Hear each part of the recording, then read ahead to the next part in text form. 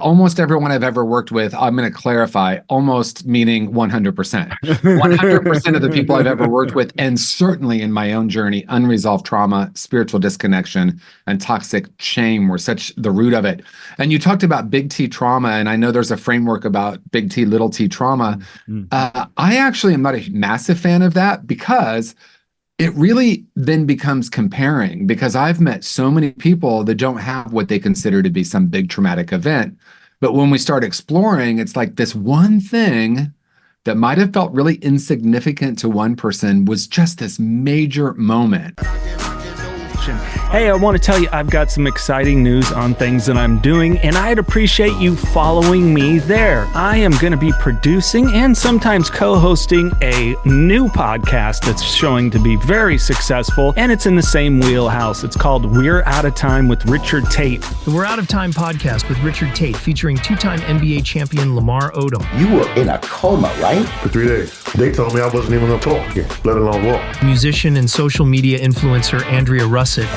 As of today, 2 weeks. Star of Netflix Tall Girl Ava Michelle. The next morning, I found him and... You found him? I did find him. Personal stylist Parker Noriega. These kind of doctors, majority of the time, are yes doctors. Ken Kraft, the founder of Hope the Mission. I had my own broken world experience. I lost everything. On the We're Out of Time podcast with the man who revolutionized addiction treatment, Richard Tate. Subscribe now on Spotify, Apple Podcast, and YouTube, and we'll see you next Tuesday. Richard is one of the premier individuals in addiction treatment and recovery, and he started the We're Out of Time podcast. I'm producing it. I'm going to be co-hosting. He's had so many amazing guests, celebrities talking about their addiction struggles, recovery, mental health, and so much more. Please give it a follow. The link is in the podcast description, youtube.com/@RichardTate, or if you're listening to the podcast, search for We're Out of Time, and you'll find the podcast there. And you'll be hearing and seeing me on there, so if you want to remain connected with me, that's the place to do it. Or some of you may know that I do work for PAIN, Parents and Addicts in Need, a nonprofit helping those and their families through the process of addiction and recovery. And I've included links for all that and the podcast that we do called Don't Hide the Scars down below in the description.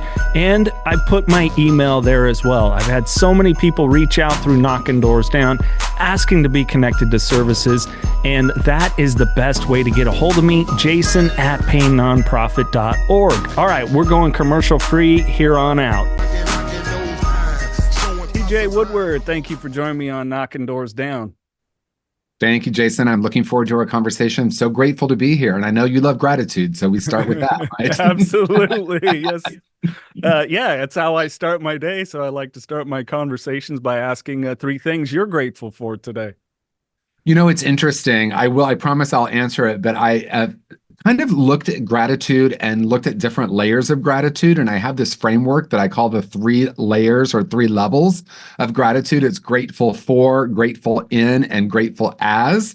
And as I shifted from grateful for into grateful as, in other words, can I be the frequency of gratitude wherever I go in every situation? It makes it a little bit harder for me to say what I'm grateful for. I just wanted to say that, but I can list so many things I'm grateful for. I'm grateful for my wonderful husband. I'm grateful for our amazing dog. I'm grateful for my recovery. And honestly, the thing I'm the most grateful for, I would say, that is coming up at this moment is the ability to have a purpose, to know my purpose, and to have constructed my life around that purpose. And as cliche as it sounds, if we do what we love, we never work a day in our life. And that's how I feel. I agree with you. And let's start on purpose, because I've been getting into conversations with people that are lost on purpose or misguided in what it is. And it seems to me the holdup for a lot of people is that connection to the story they still tell themselves about themselves, and that purpose has to be this big grandiose thing that hits you, and all of a sudden you're off to the races and life is good. And it's like I'm still figuring out. Like I'm so open to the different things and opportunities that get presented to me. That okay, is this something I embrace? Is this not for me? I don't know. What about you? Well, for me, I always thought purpose was an action. I always thought it was a role that I played, or if I could just figure out what was mine to do, I would be on purpose or living on purpose. And somewhere along the line, I started asking myself the question, I wonder if purpose is something much more internal or if it's a quality. As a matter of fact, I facilitate a little group on purpose, and I tell people, I guarantee you will know your purpose in 90 minutes, which of course is provocative, but it really is getting in touch with who we've come here to be, not what we've come here to do. And once we're in touch with that being, then the doing becomes a natural outpicturing of it. And that's a really different way than I was programmed, because from a very early age, it's like, go to the school, get the degree, get the relationship, figure out your work life. And like, it's really much more about how we're being than what we're doing. Yeah. Well, and you bring up such a good point about, I thought recently back about education and got into a conversation with a gentleman that's become a mentor. And I forget what I had said, but he went, of course you're thinking that way because you are always sitting and doing some sort of work to get some sort of validation, be it an A+ all the way to F. Like you're still in that. It was like, what does that effing have to do with who you are? And I was like, oh yeah, because I'm not my grade. I'm not the perspective of that other person. I'm my compassion, my love, my sincerity. And I still fight that. I fight that. I have that big subconscious thing still there that I still am working on. Well, you talked about a couple of things that are so important to me and such an integral part of my work because of my own life journey.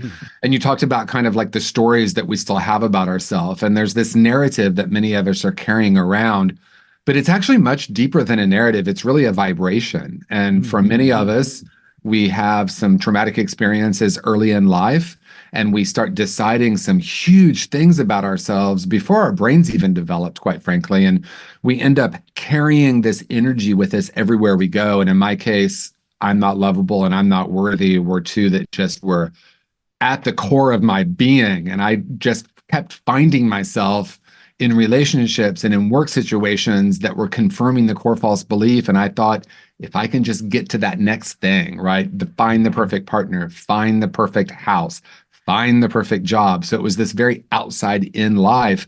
And at some point I realized the deeper work is really looking at where those core false beliefs originated and how we start to heal them, because the unconscious is running the show. And if we're not aware of it, we just think it's fate, or we think it's just our destiny. Right. This is my lot in life, right? What was that? C-3PO? This is my lot in life.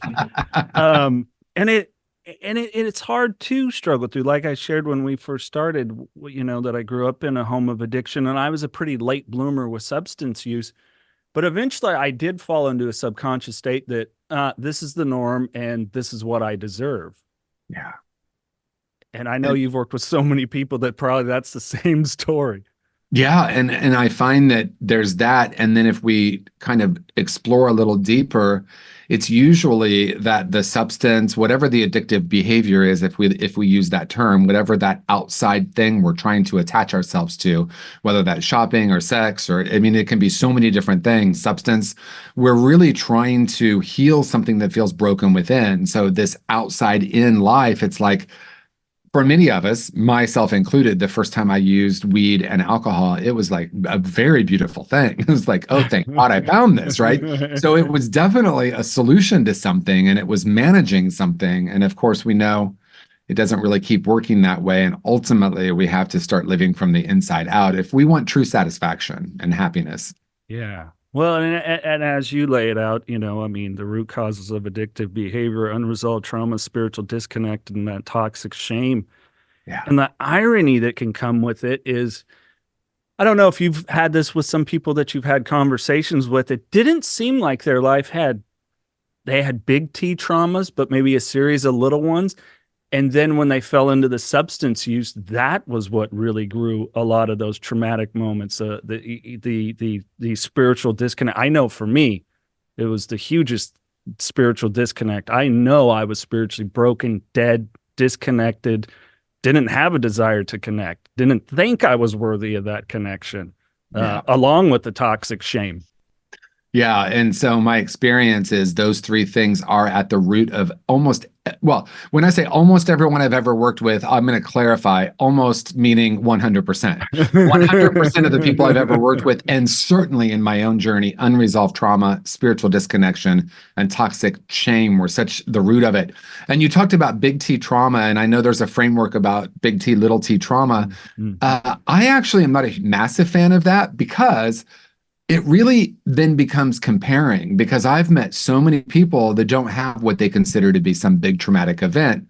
But when we start exploring, it's like this one thing that might have felt really insignificant to one person was just this major moment. I remember I couldn't tie my shoes in kindergarten. I mean, it seems ridiculous to say it, but the truth is I can still remember the feeling. I remember just starting to feel shame and just shutting down because everyone else was tying their shoes, and the teacher sent me home with this little board with two shoes on it. And I remember reciting to myself, "I'm so stupid," the whole way home. And like that would be, for most people, that would be a little t trauma. But for me, it was a massive thing because it's not so much what happens, but what we decide about ourselves and the world that actually creates the traumatic event. So for one, that would be a day they'd never remember. For me, it was this pivotal, life-changing moment. It's so interesting how the brain works that way. I recently have been having to explore some feelings around some things when I was still in my alcoholism, when my kids were little, and some of the decisions that I made. And I don't feel like the shame is sitting in my body per se. I'm not getting the same kind of tension, but I'm just, I'm exploring what that is. Is there something spiritual? Is there still an amends that needs to be made? Some of these things, they still come up, but I will tell you, I'm one of those people that they help real quick. And it's like, oh yeah, remember how quickly you go back down that road if invasive thoughts enter, or the shameful thoughts. Right, exactly. And their thoughts and their frequency, and something can happen. I love the way Bessel van der Kolk frames trauma. He said, trauma doesn't show up as a memory, it shows up as a reaction. Right? So we have these traumatic events. Because of these traumatic events, we develop what I call core false beliefs. And I say I because I add the word false. Lies about ourselves and the world. We're carrying them around. That becomes the operating system. And then we have these experiences that seem to confirm the core false belief.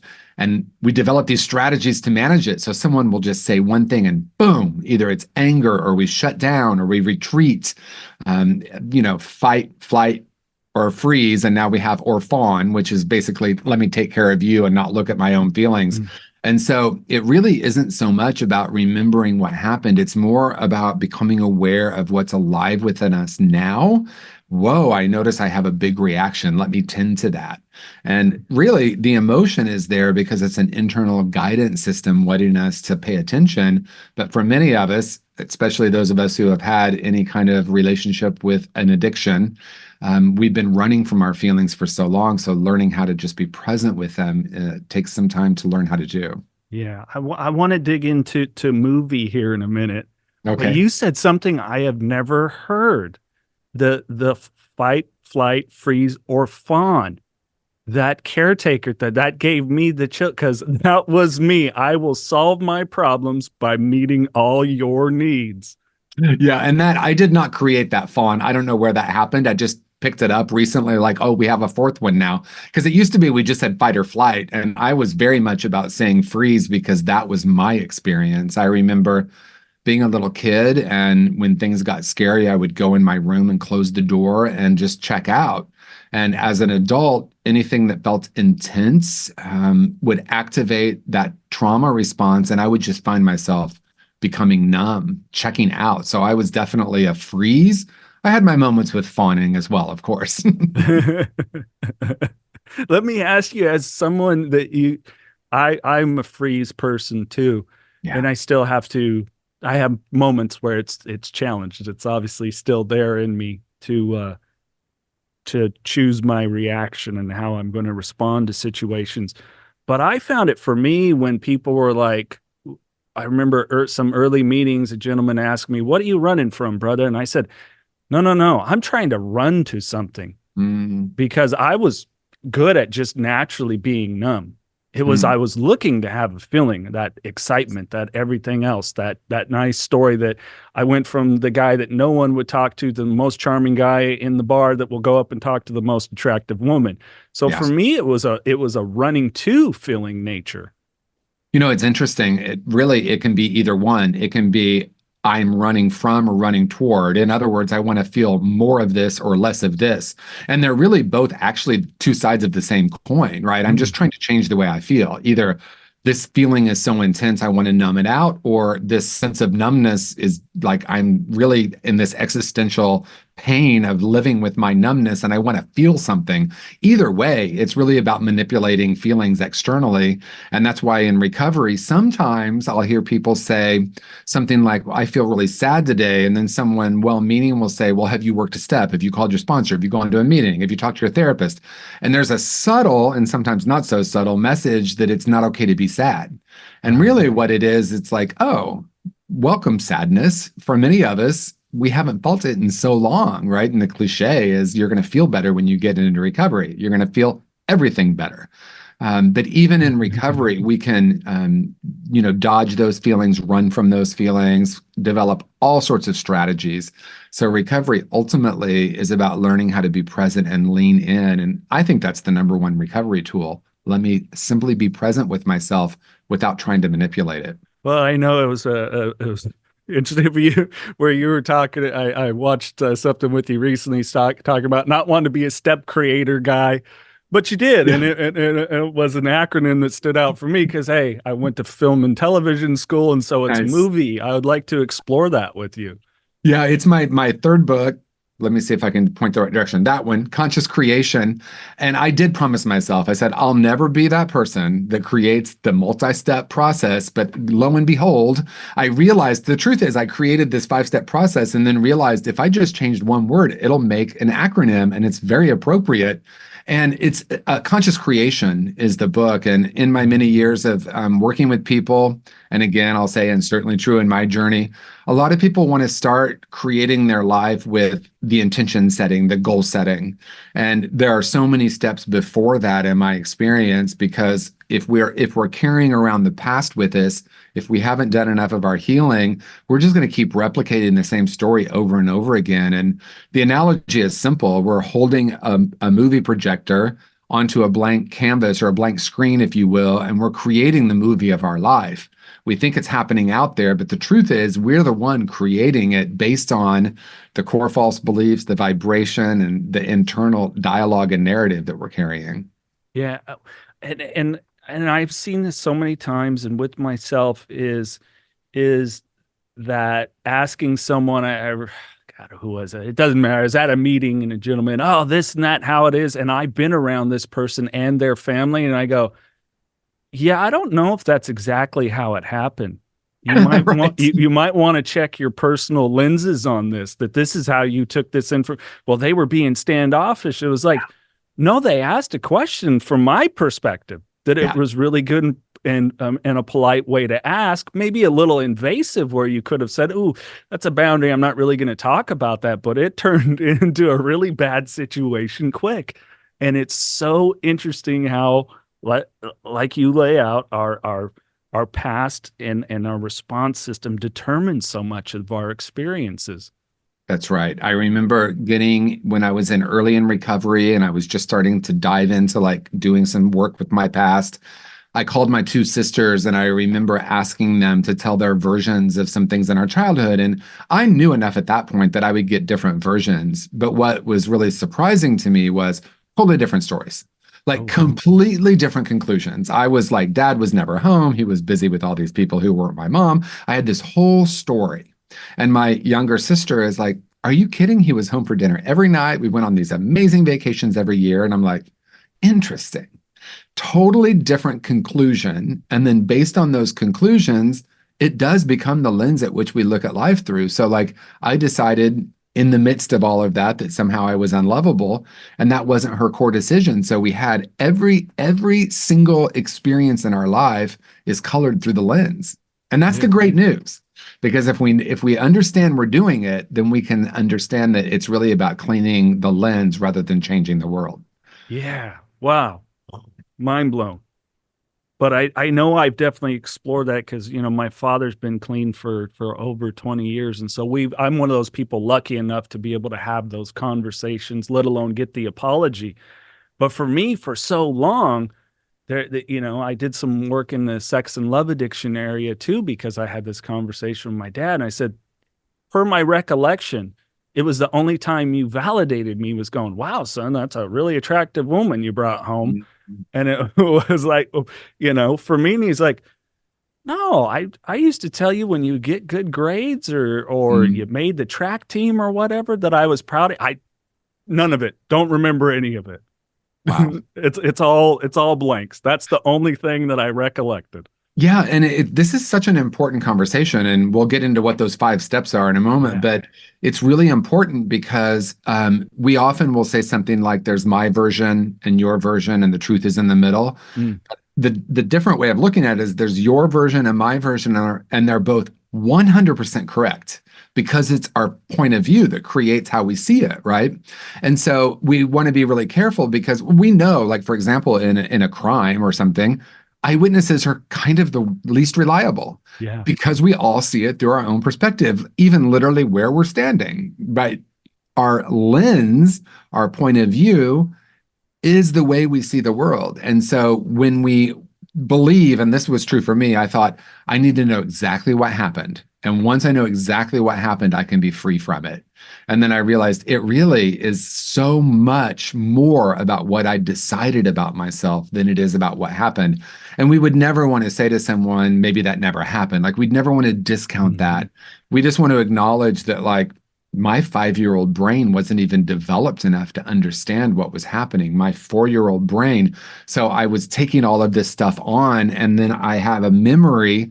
Whether it happened or not, the memory is alive within me and it's creating the same scenarios over and over and over again. Yeah, and I don't know about you. I was and still am a very imaginative person. And with the part of the brain where the memory sits and the imagination are, like I will ask my brother or my best friend that I've known since I was 3 years old, like about certain stuff, because in my head, a lot of stuff was probably bigger than the reality of what happened. I'll give you a perfect example. My friend Brian, and I loved this story. I'm like, Brian, I'm going to be using this because it's so poignant. He said he used to do piano recitals when he was a kid. And one time he was on a really big stage. It was a really big recital for him. And he was playing and he froze. And he said at that moment, it was the first time he felt a deep sense of shame, and he froze for like a minute and then finally kept playing and just walked away with all this shame. Recently, years and years, decades later, someone showed him the recording of it. He actually didn't freeze. But in his mind, whatever happened, in his mind and his memory, he froze. So my guess is he did freeze internally, but he believed he literally froze. And so we don't want to say something like, see, it never happened, no big deal. But what we want to say is, isn't it interesting that you've been carrying this around for so long and this has become like your core idea of yourself, when in truth, it didn't really actually even happen that way. So let's explore what you took on more than what happened. Right. Wow. That's fascinating.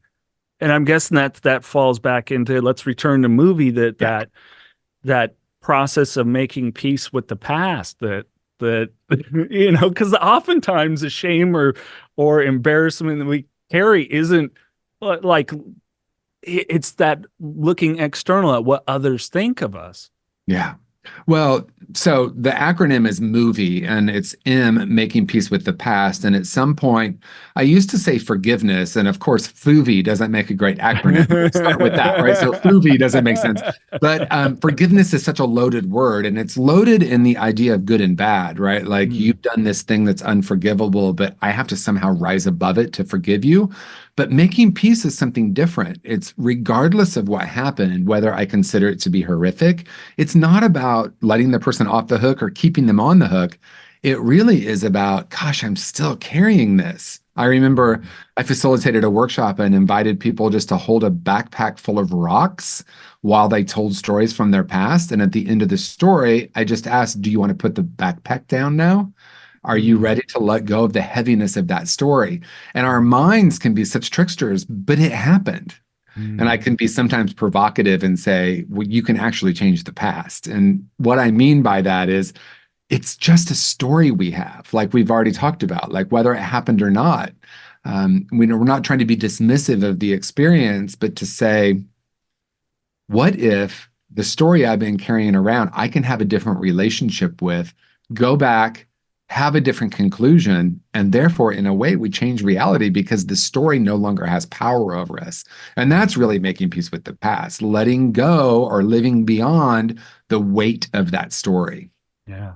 Well, and tell me how it played out for you. I find that that's where the making peace part, where the value has come in my wrongdoing and errors, is when I can go share with other men and women who too have suffered from addiction, or recently shared at a classroom of juniors and seniors, and it resonated with them, something in my story in some way, shape, or form, where it resonated, and it's given others maybe a peace of mind too, to give themselves permission to move forward from these things, or to simply say, hey, this person that violated me when I was a child says nothing about who I am now as an adult, and didn't say anything to me about as a child either.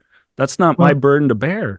And if you're willing to dive in, just based on what you said, a topic that's been so relevant in my life is sexual trauma, and it's so nuanced. And I've been putting some things out about my own sexual trauma and kind of coming out of the closet a little bit about it. I've talked about it for years, but I think it's an important thing, especially for men. There are so many layers, and I shouldn't say especially for men, because obviously sexual trauma affects everyone very deeply. But we end up with this idea when we're just focused on the person doing the wrong thing, which of course that's true, but we want to look at, like, again, what I said, like, what did I decide about myself? And the young brain isn't developed enough to understand what's happening in many cases. So we either freeze or we run away, right? That's that flight. But we create these massive conclusions about ourselves, and they're really not thoughts. They're really much more of a deep wound that becomes shame. And then a lot of times people blame themselves. And I just put out a video recently, said, perhaps the thing that we want to stop saying to people, and this is a little controversial, I guess, is to say to someone, it wasn't your fault. Because I understand the spirit of that, but that alone doesn't change the experience, because as little kids, our brains are wired for, like, if mommy's yelling at me, I must be bad. It's not logical, but that's that young brain, right? Mommy's happy, I'm a good person. So when a sexual trauma happens, sometimes we end up thinking, I wanted that, I caused that, I did that. Not to mention, you can add the layer that sometimes people derive pleasure from it as well as shame. And then it becomes very, very deep and a lot to unpack. And I think if we just say it's not your fault, that person was a bad person, that doesn't really heal. That's true, right? We can say that's true, but it doesn't really heal the wound that's there. And it's now our job to heal that. I know people who haven't let go of the quote unquote perpetrator, and the person isn't even alive, right? And so they're still giving all their power to that person. And we're not saying it was okay, it happened, but we want to look at what were those core decisions. And now I get to reparent myself, and that's a whole process. Yeah. Well, and I give me your take on this. I've found that in doing some group work in that area and talking about my sexual traumas, that I was seeing two results. One was the just sexual withdrawal, and then the sexual overly active. And I think that's what most people probably think, but I saw so much withdrawal completely too, which I was very surprised. Yeah. And in my case, and in some people's cases, there's also a separation of love and sex, right? So, like, I didn't combine those two until I was almost 40. So there's a lot of things that come out of that, but we want to look, and this is where the kind of like at the core of my work, So much of what we focus on when we talk about trauma healing or addiction, we focus so much on the symptoms and we want to get down to the root cause, right? So the core false belief, the frequency, what I call core false belief, and then I call BS brilliant strategies, right? Which is hypersexuality, separating love and sex, shutting down sexually. Those are all strategies. We tend to think of them as coping mechanisms, but I don't want people to cope. I want us to thrive and live and reconnect with that beautiful place within ourselves. And when we look at that was the best I could do at the time, we take the shame out of it because shame doesn't heal shame. Yeah. I like that. I'm going to steal that the best I could do at that time, if I may. Right. And it was brilliant. Yeah. So like, trust me, weed and alcohol at age 14 was the most brilliant thing I've ever done. Well, I hope that's not true. It was the most brilliant thing I had done to that point, right? Because I was walking around. I remember being a little kid and I remember being so happy. And I actually have a memory of when that sensation or that experience of being connected and filled with love ended. And I built a wall around my heart at age 7. So from 7 to 14, it was very painful to be alive. It was painful just in my body. I can almost feel the way it felt then, like so shut down, so afraid, so closed off. And, we'd helped with that. And it worked for a while. Alcohol helped with that. So they are brilliant strategies. Then we can start saying, are they brilliant now? And is it getting me what I really desire? Yeah, absolutely. Well, and it's interesting how the resonance that I was putting out. I've had a couple conversations. I'll go to Celebrate Recovery. I really enjoy it because I've explored my Christianity and my sobriety. And I was talking with a young man, and I was talking about frequencies and vibrations, and he was like, "Oh, it's a little bit too much." I'm like, "Really? We're just talking about Christianity. Like, have you read the Bible? Me talking frequencies and what we resonate's a little too much. Go back and read this whole thing here. That's a gnarly story." Yeah, and those words, sometimes it can be like, "Oh, that's so California," all right? But really, energy and frequency is very much like animals are very in touch with their own energy, right? A dog will sense. That's why equine therapy is so powerful. The horse picks up on your energy. It's not really how you're standing or how you're looking at them, right? So that really is something that many of us have had taught out of us. Yep. We come into the world as these beautiful, wide open, intuitive beings connected with our essence. And then we start getting programmed. And, for most of us, we start putting stuff on top of that light, if you will. Yeah. Oh, yeah. Yes. Yeah. And boy, I know we're going to get through movie here at some point. You just keep throwing out gems that just bring up so many questions for me. Let's just start with you. How did you start to accept that about yourself that, hey, I'm getting out of life the energy that I'm putting out that is related to the story that I tell myself about myself and what my worth is? Well, 18 months sober, I was suicidal. And the paradigm at that time, and we've evolved a lot. I got sober in 1986. I felt like I could no longer be alive, basically. And the paradigm at the time sounded like this: don't worry about anything but not drinking. Your life is a miracle. No, go help someone else.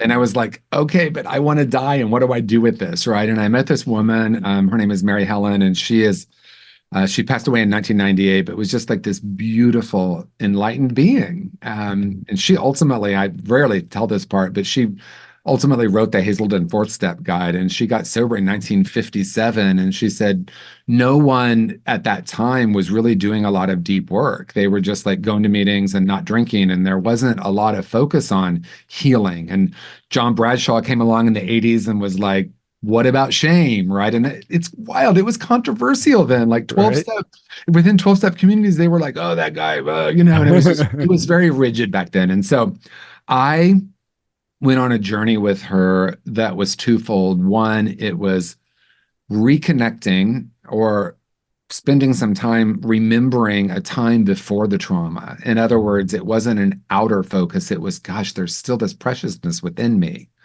and I haven't had access to it for 15 years or whatever it was. And then it was pretty much, and we hear this a lot, but it's pretty much unlearning everything I've ever believed that's counter to that.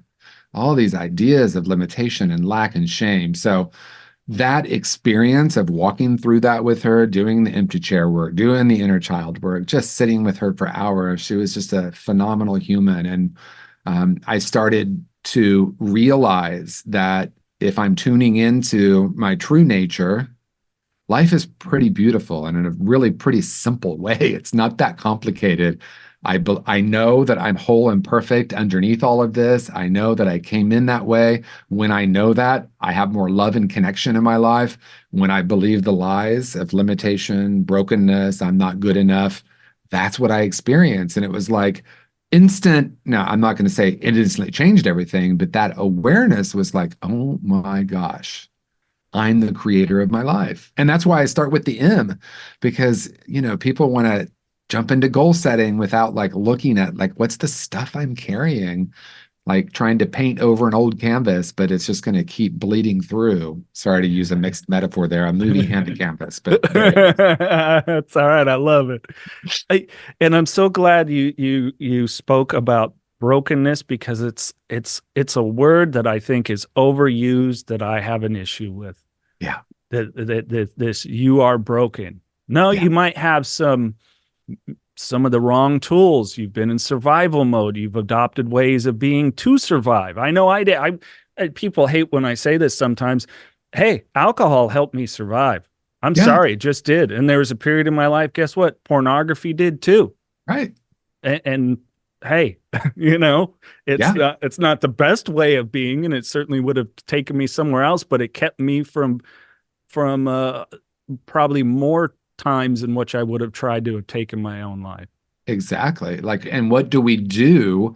Because that's that existential crisis. And, I remember getting sober and looking at like the cross section of people coming into recovery and like with various different stories of like, and this old idea that we have to lose, I'm going to use the old boy, but you have to lose everything in order to be willing. It's like, no, people reach a place of spiritual bankruptcy.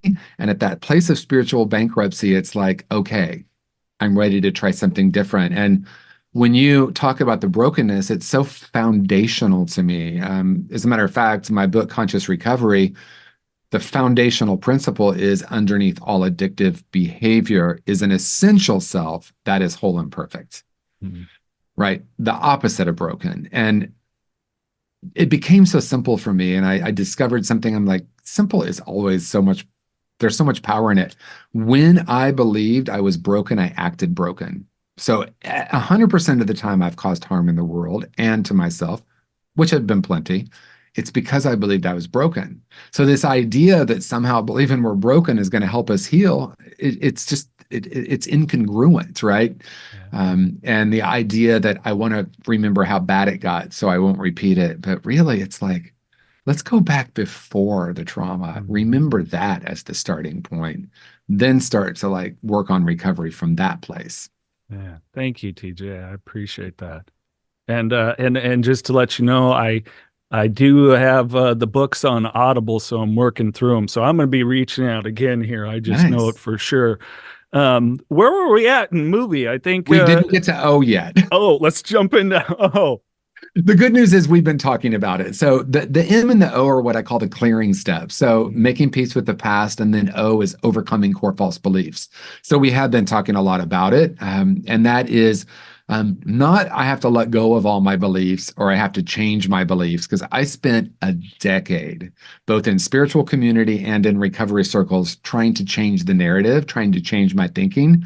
I remember learning to meditate, and I was like, so brutal with myself, thinking my mind should stop. And so when I say overcoming core false beliefs, it is these beliefs, these ideas about myself no longer have power over me.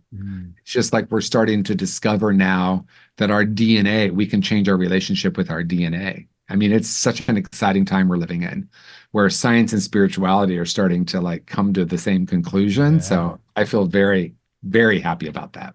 Yeah. Oh gosh, yes. It's such an exciting time. I remember the first time that someone had a guest here on this podcast. It stuck with me afterwards, and they're like, "You do know you can totally rewire your brain." What? Like, yeah, you can rewire all your neural pathways. Yeah. And then pulled up a video. I'm like, holy Jesus, wow, really? I can do that too? Like, oh yeah. Yeah, you Holy can. Jesus, wow. Yeah. Yeah. Because here's the thing, and that I try to be controversial at least once in every show. So I'm going to lean in, and this could be controversial in some circles.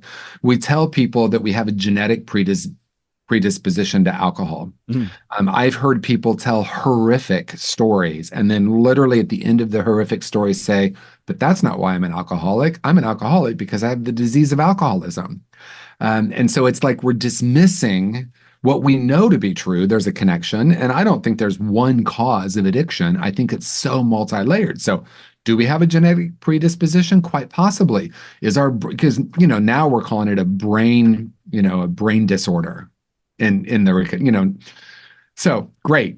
If it's a brain disorder, the good news is we can change the brain. That is so exciting. And what science is saying is that we change the brain by having repetitive behavior. That's where the term getting stuck in a groove came from. Do it over and over and over again. Like, we don't think about the way we brush our teeth. It's automatic. How much is automatic? But if we try it the new way, it's really uncomfortable, but ultimately it becomes easy. But I think it's really much deeper than that. And that brings the spiritual room into it, because it's that core decision, that core vibration. When I believe I'm broken, those are the neural pathways that are getting that's the groove. When I start to have a different conclusion, or at least question all of that, I create new neural pathways. So it's not only behavior that changes the brain, it's consciousness itself. Yeah.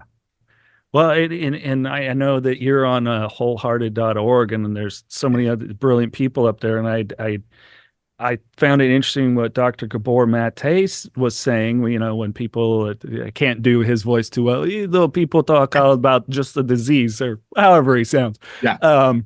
The addiction as a disease, but he really talked about the body response. Yeah. And I think that what you're saying is so important. Like do not separate your physical being, your mental being, and your spiritual being.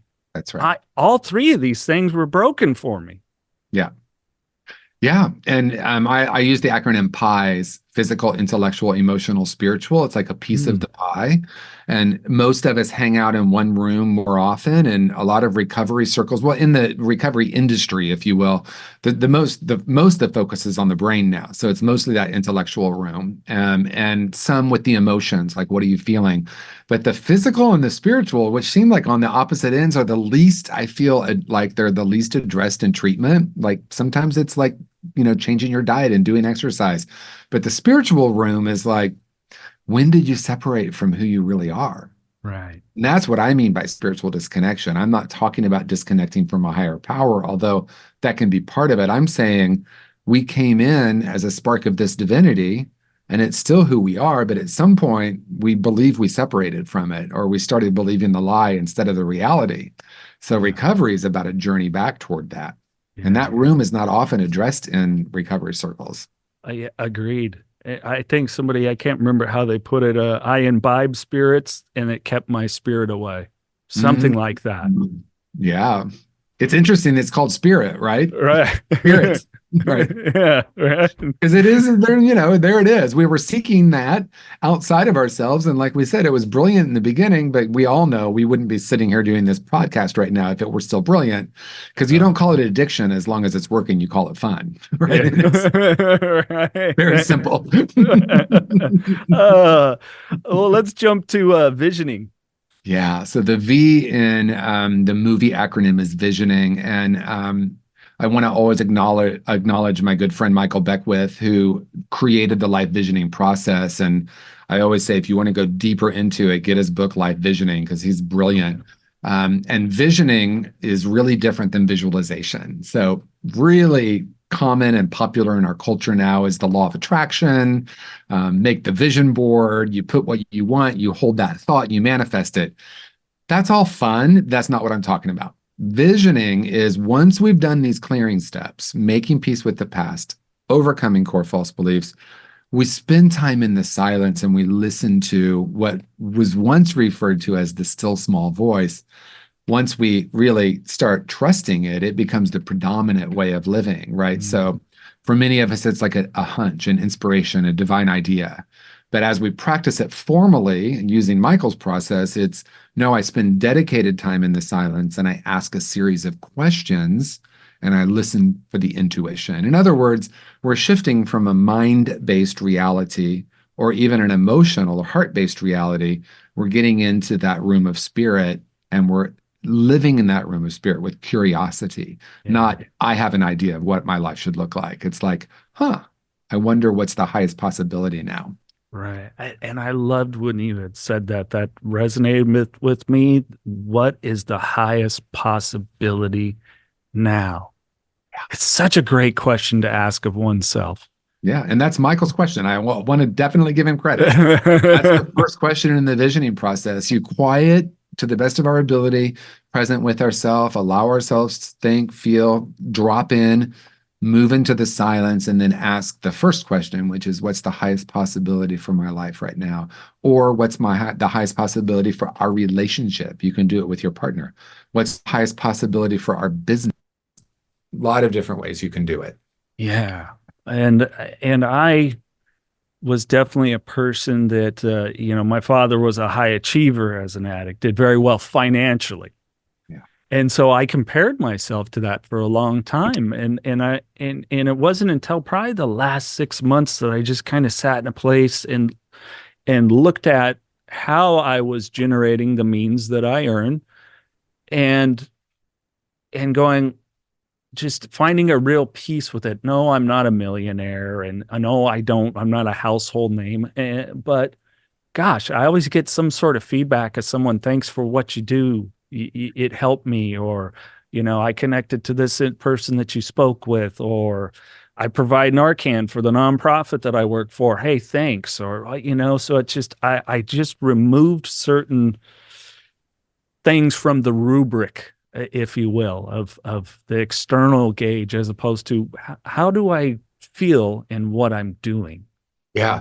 And the exciting thing about visioning that's different than visualization is have a divine idea that comes from it's much more connected with our purpose. I could phrase that like, ooh, that seems like a really big idea. That seems really different than what my mind tells me it should. I trust that, then everything starts to unfold with grace and ease. I'm not fighting or struggling. And then ultimately it becomes bigger than anything I could have created on my own. Yeah, absolutely. Well, let's jump into the last two, intentions and embodying the vision. Yeah. Setting, it's just really practical. My friend Gregory Spencer gave me this really cool process that he'd been doing for years, where you like, what are the goals? And the goals come from the intention, you set intentions, very clear. 3 months from now, this is what I see for myself, using affirmations and using the the conscious language, which is seeing it already done with the E, but we're going to bleed into that. There's accountability piece. I've been doing this process, for more than 15 years. So every single Monday, by Monday morning, my action items that are the steps that I've done, the visioning, what came through, the intentions that I've set, every action item. So it's very, very practical. So you set intentions that you get from the vision, and they need to be specific, measurable, realistic, but a stretch. And, with conscious creation, I have a whole workbook where you get to write this out. And, the discipline, I guess, if you will, of staying with it. I remember that when I first started, I thought, well, I want to write a book. And I went into the visioning process, and a date 18 months later came to mind, and I wrote that down on such and such date, which was 2015. I think it was June 1st, 2015. My first book will be published, and it was actually published 2 weeks before that. And there were a lot of action steps that led to it, but it was holding that vision too, and knowing that because it came as a divine idea and it wasn't something that I created in my mind, everything, because when the intentions come from vision, we know we have everything within us to fulfill, and the universe will support that. Yeah. Well, and it's that importance of if you don't put it out there, then how's it ever, this was funny because when I was thinking about talking to you, I pulled out, I have a card in my wallet that has roughly how many days left I have if I live towards the average age of a US male, and how many days and years. And it's these 10 things that I want to achieve. And some of them had come true. Ironically, one of them was to interview Alonzo Bowden, one of my favorite comedians in long-term recovery. And a friend of mine, she reached out and goes, "Hey, I recently met Alonzo Bowden, told him about your podcast. Would you like to talk to him?" She didn't know that. She never saw this list. Yeah, that's so amazing. Yeah, and that's the power. That's actually, we're moving right into E, which is embodying the vision. Yeah. We start to hold that as a frequency as if it's already happened. And so I want to be clear, because there's so much out there with the law of attraction that's like, deny anything that's negative, only hold positive thoughts, create your reality. I'm talking about something much deeper here. I'm talking about knowing very deeply that this came from vision, knowing very deeply that because it came from this deep intuition, from this deep spiritual place, that the intentions I've set around from this purest place of being a maximum world, like making a difference, right? And embodying that is just knowing that that's true, knowing that it's. I remember the first time I was visioning and Michael Beckwith, as someone to connect with, and I didn't know him. And I won't go, I write about it in Conscious Creation, but ultimately he ended up reaching out to me. And it was just something that was caught in consciousness. And so, dream big and hold the dream, because I'll say for myself, my ideas usually much smaller than my idea coming from spirit. I mean more success or any of that. I just mean helping more people. Like the idea, I remember Mary Helen, who was my mentor, she was very introverted. She spoke one life. So in recovery circles, it's like you say no to speak. And she's like, "Well, what are you going to do? Throw me out?" I say no. I love her. I wish I could have met her. Oh, it's amazing. And end of her life, she said, "You're really extroverted, and you're going to use that as a gift to deliver this message to more people than I could." And it was like, one, massive compliment, but two, it was also her passing the torch and saying, "Okay, this is what I want you to do," right? And so it took me a while to get yes for that, but once I realized it's not about me, it's about how can this message get to more people. Yeah, absolutely. Oh goodness. Hey, we're going to have to do this again sometimes. There's so much more to dig into. You're it's such a fascinating person. And I mean this wholeheartedly. I'm glad you're in the world doing what you're doing, because I personally know people that have read your books as well and dug in, and the impact, it's interesting, is oftentimes greater than we think. That's true. Yeah. Well, hey, we're going to lighten it up with some random questions. How about it? Let's do it. All right. All the information for TJ, his books, what he's doing at wholehearted.org is in the podcast description. So please, as well, give him a follow on social media. Let's see. What's one that I haven't done in a while? Oh, well, what's your go-to song to sing? Be it in the shower or the car? My goodness. So interesting. It is true. This song is true. And I don't know if I've ever said it out loud, but it was a song from my early recovery. And the artist was actually New Recovery. And it was 1986. And it's "Think About It, There May Be Higher Love." I just love that song. A song that reminds me, if I ever get bogged, to like remember that there's a higher vibration that I can tap into at any moment. I love it. That is a great song. Gabriel, am I getting it right? What's that? It's Peter Gabriel, right? Yeah. Oh, great stuff. You're right. Brilliant song. Lately, mine's been Kisses, I Was Made for Loving You. But Love was in both of our titles. That's important. yes, sir. So what maybe hobby or interest that you don't talk about often might people be interested to find out about? It's so interesting. And this, I almost hesitate to say it. Like, I don't really, my work, my life's work is my hobby. It is my passion. Like, I love connecting with people. There's nothing I love more than, like, it's like a three-legged stool, speaking, facilitating, and being on podcasts or TV shows, like spreading this message. That's what brings me the greatest joy. But like in my personal life, it's like chill evenings with my husband and our dog and just, watching the shows that we watch. That really fills me up. But it really is about human connection and feeling that purpose of doing my work. What breed of dog do you guys have? Half rat terrier, half dachshund. Oh, I love it. He's a little crazy. Yeah. He lets the neighborhood know he's in charge. Right. Okay. If a movie was made about you, your life, who would you want to play adult you? Oh my goodness, I have no way to answer that. And I'm going to just be really very transparent with you. I live in West Hollywood. I don't know who any celebrities. I'm like, I don't watch mainstream movies. I do know a few people, but like, I don't even know who that would be. I have no idea. I have no way of answering that.